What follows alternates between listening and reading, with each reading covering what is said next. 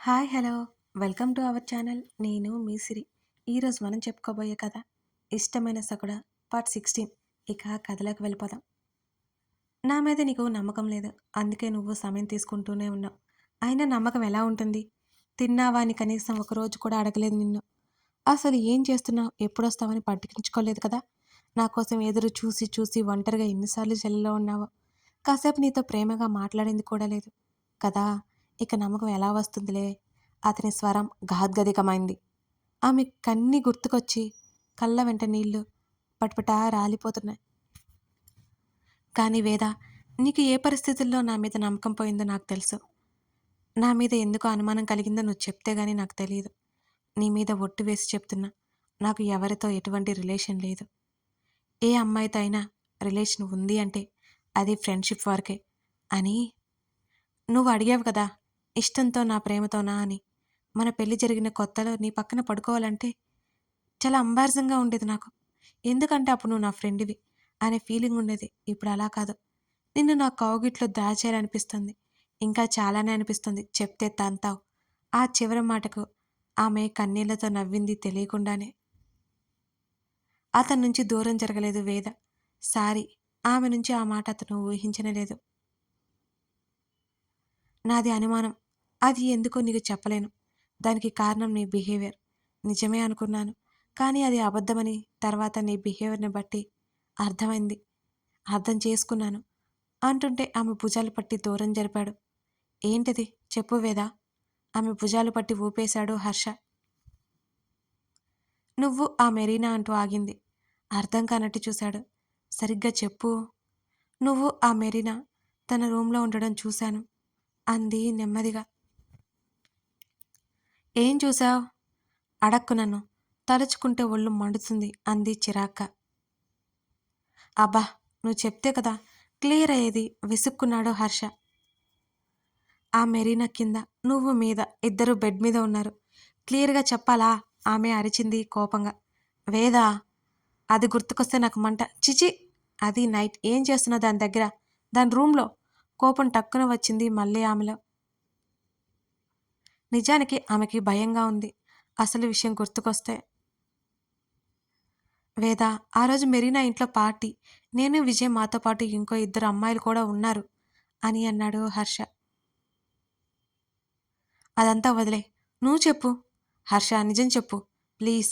నేను చూసింది అబద్ధమని చెప్పు. అది నీ మీద నమ్మకంతో. నిజంగా మెరీనా నువ్వు హద్దులు దాటారంటే నేను నీ లైఫ్‌లో ఉండలేను హర్ష. చెప్పు. నిజమే చెప్పు. నేను నిన్నేం అనను. ఒట్టు. నేను నీ హ్యాపీనెస్ కోసం నీకు దూరంగా అయినా ఉంటాను. మెరీనా అంతే అంత ఇష్టమా నీకు? ఆమె ఏడుస్తూ మాట్లాడుతోంది. అతనెక్కడ అది నిజమంటాడేమోనని భయంగా ఉంది. ఆ రోజు తను కళ్ళారా వాళ్ళని చూసింది. కానీ హర్ష కోసం అది అబద్ధమని తనకు తానే చెప్పుకుంటోంది వేద. వేద, ఆమె కళ్ళు తుడిచి, నిజం చెప్తున్నా. మా మధ్య ఏం జరగలేదు. నిజంగా నిజం. అప్పటికే ఏడుస్తున్న ఆమెను ఊరుకోబెట్టే ప్రయత్నం చేస్తున్నాడు హర్ష. వేద ఆపట్లేదు. వెక్కిళ్ళు పెట్టి ఏడుస్తుంది. చాలా రోజులు ఒంటరితనం అనుభవించిన దుఃఖం గట్టు తెగిన గోదారిలా అయింది. కాసేపటికి ఆమె ఊరుకుంది. తనని తాను సముదాయించుకుని కళ్ళు తుడుచుకుంది వేద. వేద, ఆ రోజు జరిగింది క్లియర్‌గా చెప్తాను. ప్లీజ్ ఏడవకు అన్నాడు నచ్చజెప్తూ. హర్షలో మార్పు స్పష్టంగా ఆమెకి అర్థమవుతోంది. కోపం తప్ప ఏం తెలీదు. బ్రతిమాలుతున్నాడిప్పుడు. నువ్వే చూసావా గాని అతనంటుంటే, నువ్వు అది ఒకరి మీద ఒకరు ఉండి ముద్దులాడుకుంటుంటే చూశాను అంది అసహనంగా ముఖం పెట్టి వేద. హర్ష గతుక్కుమన్నాడు. వేద, మెరీనా ఆఫర్ చేసింది ఫిజికల్ రిలేషన్ కోసం. తనే ఫోర్స్ చేసింది. నేను వెంటనే వదిలించుకున్నాను. ఆలోపే నువ్వు చూసేశావు అని అన్నాడు హర్ష. వెంటనే ఎక్కడ వదిలించుకున్నావు? నేను 5 నిమిషాలు అక్కడే ఉన్నాను అని అంది కోపంగా వేద. అదే తల్లి, మెరీనా వదిలితేగా. అప్పటికి నాకు వైఫ్ ఉందని తప్పించుకొని వచ్చా. తను డ్రింక్ చేసి ఉంది. అందుకే నువ్వు అది చూసి ఏదో అనుకున్నావు అని అన్నాడు హర్ష. అంతేనా? నిజంగా నిజం. అది సరే, నువ్వక్కడికి ఎలా వచ్చావు? ఎలా తెలుసు అని అడిగాడు. నువ్వేగా నీ ఫ్రెండ్ ఫోన్తో నాకు మెసేజ్ చేశావు. అందుకే అక్కడికొచ్చాను. మీరు కిటికీలు బార్ల తెరిచి మరీ ఒకరి మీద ఒకరు చిచి అంది చిరాగ్గా వేద. ఫోనా? హర్షకి అనుమానం వచ్చింది. కానీ వేద గొడవలో అతను ఆలోచించలేదు. అబ్బా వేదా! చెప్పా కదా మెరీనా డ్రింక్ చేసుంది. తనని మేనేజ్ చేసి వచ్చాను. ఆ రూమ్ ఎవడు పట్టించుకున్నాడు? అని అన్నాడు విసుగ్గా హర్ష. అంతే కదా? అనుమానంగా చూసింది. అవును. అంతే. అయితే మీరిద్దరూ ముద్దు పెట్టుకుంటున్నట్టు కనిపించింది. మరి అదేంటి? అని అనుమానంగా చూసింది వేద. అమ్మో! మెరీనా కిస్ చేసిందని తెలిస్తే లైఫ్‌లో ముద్దు కూడా పెట్టుకోనివ్వదు. అస్సలు చెప్పకూడదు అని మనసులో అనుకున్నాడు హర్ష. అతను గుటకలు మింగాడు. చెప్పు కిస్ చేసుకోలేదా? అని అడిగింది వేద. అబ్బే! లేదు వేద లేదు. నువ్వెటునుంచి చూసావో మరి. కిస్ చేస్తుంటే ముఖం తిప్పుకున్నాను. నీకలా కనిపించి ఉంటుంది అని అన్నాడు తడబడుతూ హర్ష. హమ్మయ్య! అయితే ఏం జరగలేదన్నమాట. కిస్ కూడా చేయలేదు అంది ఊపిరి పీల్చుకుంటూ వేద. ఒకవేళ కిస్ చేస్తే ఏం చేస్తావు వేద? మూతి మీద వాత పెడతావా? భయంగా అడిగాడు హర్ష. మన ఛానల్లో 'వలుపు వర్ణం' అనే ట్రయాంగిల్ స్టోరీ రన్ అవుతుందండి. చాలా బావుంటుంది. వివిధ ఆకృతుల మధ్య అర్జున్ ప్రేమ ఎవరికి సొంతం తెలుసుకోవాలి అంటే 'వలుపు వర్ణం' చూడాల్సిందే.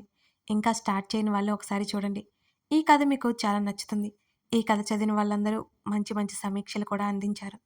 ఒక 10 పాటలు చూడండి. నచ్చకపోతే అప్పుడు ఆపేయండి. కానీ మీరు ఆ 10 పాటలు చూస్తే అసలు వదిలిపెట్టరు. డిస్క్రిప్షన్‌లో లింక్స్ ఇచ్చాను. చూడండి. ఇక కథలోకి వెళ్దాం. లైఫ్ లాంగ్ నీ లిప్స్ నాకు టచ్ అవ్వకూడదు అంది సీరియస్‌గా మారిపోతూ. హర్షకి హార్ట్ అటాక్ వచ్చినట్టు ఫీల్ కలిగింది. ఏంటి? అన్నాడు ఆశ్చర్యంగా. అవును. మన మధ్య ఎప్పుడు ముద్దు అనేది ఉండదు. కరాకండిగా చెప్పింది వేద. హర్ష అదిరిపడి తమాయించుకున్నాడు. అతని ముఖం జేవురించుకుపోయింది. వేద దానికే అంత పెద్ద నిర్ణయమా? అన్నాడు నవ్వలేక నవ్వుతూ. లేకపోతే దాన్నెవరినో కిస్ చేసినా నిన్ను ఎలా ముద్దు పెట్టుకునిస్తాను? చిచ్చి అంది చిరాగ్గా. హర్ష పరిస్థితి అయోమయంగా తయారైంది. చెప్పకపోవడమే మంచిదైందనిపించింది హర్షకి. నిజంగా తనని ఆ మెరీనా కిస్ చేసింది ఇడియట్ గర్ల్. మెరీనా పీక పిసికి చంపేయాలనిపించింది హర్షకి. ఇప్పుడు నీ డౌట్స్ అన్నీ క్లియర్ అయిపోయినట్టేనా? అని అడిగాడు మృదువుగా హర్ష. నాకు అనుమానం ఎప్పుడో పోయింది హర్ష. అయినా డౌట్ కాదు. నువ్వు ఎలాగూ నాతో హ్యాపీగా ఉండవు. అదేదో వాళ్ళతో అయినా ఉంటావేమోనని డివోర్స్ తీసుకుందాం అనుకున్నా అని ఆమె అంటుంటే నోటి మీద వేసి వేదా ప్రేమని చెప్పడం నాకు రాదు. కానీ చెప్తున్నా మనం విడిపోయామంటే నేనే పోయాకే. అతని స్వరం గంభీరంగా వచ్చింది. చిచ్చి ఏంటా మాటలు? అతని చెంప మీద చిన్నగా ఒక్కటేసింది వేద. అదే నిజం. నాకు నిన్ను వదులుకోవాలని లేదు. ఆ ఆలోచన రాదు కూడా అంటూ ఆమె కళ్ళలోకి చూశాడు హర్ష. అతనిలో ఈ మార్పు కోసం ఎంత తపన పడింది తను. కనీసం ఆమె కన్నీళ్లు ఆపుకోలేకపోయింది. చప్పున పొంగాయి. హత్తుకుంది అమాంతం. ఇక చాలు. నాకు ఓపిక లేదు. హర్ష నీకు దూరంగా పరాయిదానిలో ఉండాలని అస్సల్లేదు అంటూ అతని మెడ దగ్గర ముఖం దాచుకుంది. హర్ష అలాగే ఉండిపోయాడు. ఒకరి కౌగిలిలో ఒకరు ఎంతో సమయం ఉండిపోయారు. ఫ్రెష్ అయ్యిరా ఫుడ్ ఆర్డర్ పెడతాను అంటూ కాసేపటికి వదిలాడు. లేచి వెళ్ళింది. బోల్డ్ కబుర్లాడుకుంటూ తినేసి ఒకరి కౌగిలిలో మరొకరు నిశ్చింతగా పడుకున్నారు హర్ష వేదలు. ధరణి గదిలోకి వెళ్ళేసరికి స్నానం చేసి టీ షర్ట్ తగిలించుకుంటూ ఉన్నాడు గగన్. ఆమె నెమ్మదిగా తలుపు వేసి సలాడ్ అంది. అది అక్కడ పెట్టేసి వెళ్ళిపోవాలని తను అనుకుంది. 1 మినిట్ అంటూ పూర్తిగా డ్రెస్అప్ అయి వచ్చాడు గగన్. అతను బెడ్ మీద కూర్చొని ఆ బౌల్ అందుకున్నాడు. నేను వెళ్ళనా? ఆమె అడగాలనుకునే లోపలే సిట్ హియర్ అన్నాడు ఆర్డర్ వేస్తూ. ధరణి ఉసూరుమంది. ఎందుకు? ఆ మాటకి తల ఎత్తి ఒక చూపు చూడగానే టక్కున కూర్చుంది మంచం చివరన ధరణి.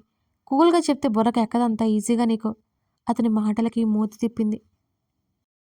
అతడు తింటున్నాడు. ఎక్కడ నేర్చుకున్నావు అని అడిగాడు గగన్. ఎలా చెప్పగలదు? అతని కోసమే తన అత్త దగ్గర నేర్చుకుంది అని. ఏమో ఎప్పుడు నేర్చుకున్నా అంది నెమ్మదిగా.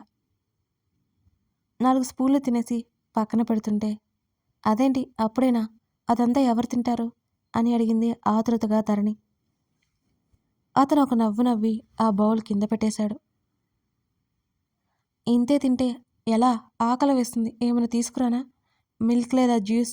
ఆమె హడావుడి పడుతుంటే ఏం వద్దు అన్నాడు గగన్. ధరణి మౌనం వహించింది. ఇక నేను ఆమె వెళ్ళాలి అనే మాట అడగాలనుకుంది. అడగలేకపోతుంది ఎందుకో. ఆమె చేతిని అందుకున్నాడు.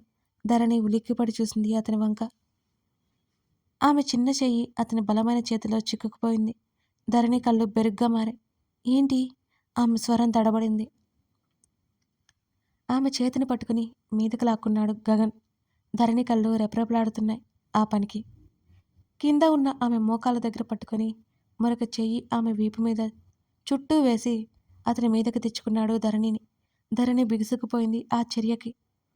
అతన్ని అంత దగ్గరగా చూస్తుంటే గుండె కొట్టుకోవడం 1000 వరకు వెళ్ళిన ఫీలింగ్ ఆమెలో.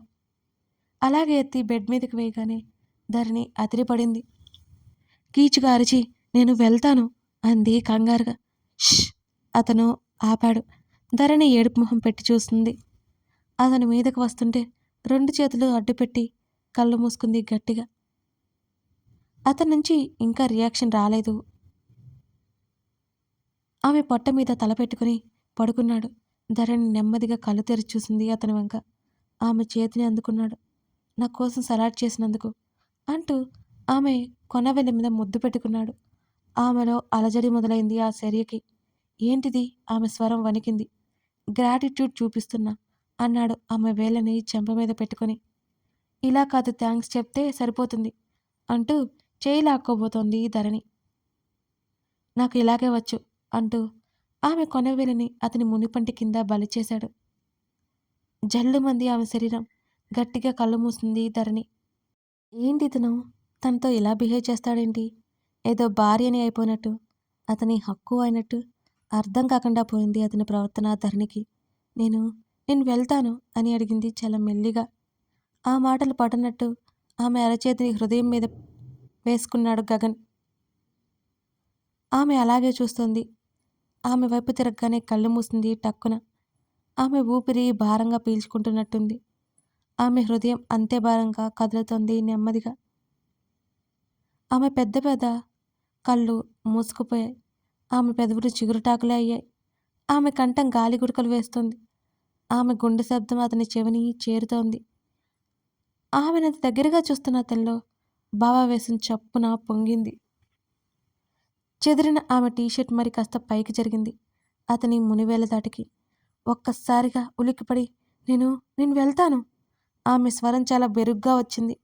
ఆమె మాటలు అతను పట్టించుకోనేలేదు. నునుపుగా ఉన్న ఆమె శరీరానికి గరుకుగడ్డం తాకించగానే ఒక్కసారిగా ఆమె శరీరానికి ఏదో మత్తు ఆవహించినట్లు అనిపించింది ధరణికి. కష్టంగా ఊపిరి పీల్చుకుంటూ చేతిని అతని తల మీదకి పోనిచ్చింది. మరొక చెయ్యి అతని భుజం మీద చేరిపోయింది. అతని పెదవుల తడి ఆమె నాభిని చేరగా ఆమె గొంతు తడారిపోయినట్టే అనిపించింది ధరణికి. చిన్న నిట్టూర్పు ఆమె నోటి నుంచి వెలువడింది. ఆమె మీదకి చేరుతూ ఆమె నడుముని 2 చేతుల మధ్య బంధించాడు. పువ్వుల సమూహాన్ని పట్టుకున్నట్టు ఫీల్ అయ్యాడు అతను. అతని శ్వాస స్పర్శ ఆమె నాభి నుంచి ఆమె హృదయం మీదకి పాకి ఆమె కంఠం నుంచి ప్రయాణిస్తోంది. ఆమె లేత పెదవులని అందుకోవాలని అనిపిస్తుంటే ఆమె ముఖంలో భావాలు వెతికి పట్టుకోవాలని చూశాడు అతను. ఆమె ఊపిరి బిగబట్టి ఉంది. ఆమె కళ్ళు గట్టిగా బిగించి ఉండగా ఆమె కంటి కొనలలో నీటిని బయటికి పంపిస్తున్నాయి. అతని 2 చేతులు బొటన వేళ్ళు ఆమె కనుకొనలని తుడిచాయి. అతని పెదవులు మళ్ళీ సాగాయి. అతని స్పర్శకి పెదవులు బిగించింది. కనీసం అతన్ని అడ్డుకోలేని నిస్సహాయత కాదు, అతన్ని అడ్డుకోలేని ఇష్టం. ఆమె భుజాలు పట్టుకుని లేవదీసి అతని మీదకి ఎదురుగా కూర్చోబెట్టుకున్నాడు. ఆమె అతని వైపు బెరుగ్గా చూసింది. ఏడ్చావటే చంపేస్తా. అతని స్వరం మృదువుగా వచ్చింది. ధరణి సన్నగా వెక్కిళ్ళు మొదలయ్యాయి ఆమెకి. నేను వెళ్తాను అంది భయం భయంగా అతన్నే చూస్తూ. వెళ్ళనివ్వను అన్నాడు గగన్. ధరణి మూతి బిగించి చూసింది. అతని ఒడిలో ఇబ్బందిగా కదిలింది. ఏంటా చూపు? కళ్ళు పీకేస్తా. అతని కళ్ళు నవ్వుతుంటే అతని మాటలు గుసగుసగా వచ్చాయి. టక్కున కళ్ళు దించి అలకగా ముఖం పెట్టింది ధరణి. అత్త వాళ్ళు వస్తే బాగోదు, వదులు. ధరణి నెమ్మదిగా అంది. ఆర్డర్ వేస్తున్నావా అని అడుగుతూనే ఆమె నడుం మీద చేతులు జనిపాడు చాలా మెల్లిగా. ఆమె మాటలు ఆగిపోయాయి. ఆమె హృదయం మీద చెంపానించాడు అతను. శిలలా అయింది ఆమె పరిస్థితి. ఆమె శరీరం అతని దాటికి కంపిస్తుంటే ఆమె వెన్ను చుట్టూ చేతులు బిగించాడు. అప్పటి వరకు ఆమెలో ఉన్న కంగారు పోయి కాస్త స్థిమితపడింది. అతని శరీరం నుంచి వచ్చే వెచ్చదనం ఆమెకేదో హాయినిస్తోంది. అప్రయత్నంగా అతని తల మీద చెంప నుంచి ఆమె కళ్ళు మూసుకుంది. గోడ గడియారం టింగుపని గంట కొట్టింది. అత్త వాళ్ళు వస్తారు, నేను వెళ్ళిపోతాను. ఆమె అతని నుంచి దూరం జరగబోతుంటే జరగనివ్వలేదు అతను. ఎందుకొస్తారు అని అడిగాడు. నేను పక్కన లేకపోతే అమ్మ చూస్తుంది, అలా తెలుస్తుంది అంది అమాయకంగా ధరణి. తప్పిపోవడానికి నిన్ను వెతకడానికి నువ్వేం చిన్నపిల్లవి కాదు అంటూ ఆమె హృదయం మీద ఓ చిరుముద్దు ఇచ్చాడు అతను. అతని భుజాలు పట్టి దూరం జరపడానికి ప్రయత్నం చేసింది ధరణి. ఆమె మెడ చుట్టూ చేతిని వేసి తలని ముందుకు లాక్కున్నాడు గగన్. ధరణి బెరుకుగా తలదించి అతని వైపు చూసింది. అతని చేతిని చాచి ఏదో రిమోట్ తీసుకున్నాడు. అదంతా గమనించే స్థితిలో లేదు ధరణి. అతని చూపుల్లో ఆమె చూపులు చిక్కుకున్నాయి. క్షణాల్లో ఆ గదిలో పరుచుకున్న వెలుగు తగ్గిపోయి మసక వెలుతురు సంతరించుకుంది అక్కడ. ధరణి చూపులు తిప్పుకుంటుంటే మరొక చేత ఆమె గడ్డం పట్టి ముఖాన్ని తన వైపుకు తిప్పుకున్నాడు గగన్. ఆ మసక వెలుతురులో ఆమె కళ్ళు, వాటి నీళ్లు నక్షత్రాల్లా మెరుస్తున్నాయి. అతని చూపులు నేరుగా ఆమె మీదనే ఉన్నాయి. అతని నుంచి వచ్చే చర్య ఏంటా అని ఆమె ఆలోచిస్తుండగానే ఇద్దరి పెదవులు ముడిపడిపోయాయి. ధరణి తలని వెనక్కి లాక్కోబోతుండగా అతని చెయ్యి అడ్డుకుంది. ఆమె వెనక్కి వెళ్లకుండా అతని మరొక చెయ్యి ఆమె చుట్టూ బలంగా చుట్టుకుంది. ఆమె దేహం అతనికి దగ్గరగా చేరిపోయింది. ఆమెకు సంతోషపడాలో బాధపడాలో తెలియట్లేదసలు. తను ఇప్పుడు ఏమైనా కలకంటుందా? ఈ రాత్రి అలా ఉందా? లేదా ఇదంతా నిజమా? ముద్దుతో ఆమెను మరో లోకంలోకి తీసుకెళ్లాడు. ఆమె కన్నులు భారంగా వాలిపోయాయి. అప్రయత్నంగా అతని భుజం మీద ముఖం దాచుకుంది ధరణి. ఆమె వెన్ను నిమురుతూ ఉన్న అతని చేతులు ఆమెను తాకుతూనే ఉన్నాయి. ఆమె హృదయ సడి అతనికి వినిపిస్తూనే ఉంది. నీ వయసెంతా? అడిగాడు. ఆ? ఏజ్ అంతా? 20, 22 వచ్చింది అంతే. అప్పటికే కష్టం. ఇంకా 24 వచ్చే వరకు నా వల్ల కాదు అన్నాడతను. ఆ మాటలు అర్థం కాలేదు అతనికి. నేను వెళ్తాను. దూరం జరిగింది ఎట్టకేలకు. కాదు. అతను తలుచుకున్నాడు కాబట్టి దూరం జరగగలిగింది. చిన్నపిల్లవి కాదు అత్త రూంలో పడుకోవడానికి అనగానే ఆశ్చర్యంగా చూసింది ధరణి. ఎలా తెలుసు? తను చెప్పిందా? అతని నుదిటి నుంచి గబుర్కున దూకి పారిపోవడానికి చూడగా ఆమె చేతిని టక్కున పట్టేసుకున్నాడు అతను. ఆ చీకటిలో అతని భావాలు ఆమెకి అంతుపట్టలేదు. వెనక్కి తిరిగి నిద్రొస్తుంది, పడుకుంటా అని చేతిని లాక్కుంటూ మరింత అమాయకంగా చెప్పింది ధరణి. కథ కొనసాగుతోంది. ధరణి చెప్పిందని గగన్ వదిలేస్తాడా? ఇంకా ఆమెతో సమయం గడపాలనుకుంటున్నాడా? తెలుసుకోవాలి అంటే తర్వాత భాగం చూడాల్సిందే. కథ నచ్చితే లైక్ చేసి మీకేమనిపించిందో కమెంట్ చేయడం మాత్రం మర్చిపోకండి. Thank you for watching this video.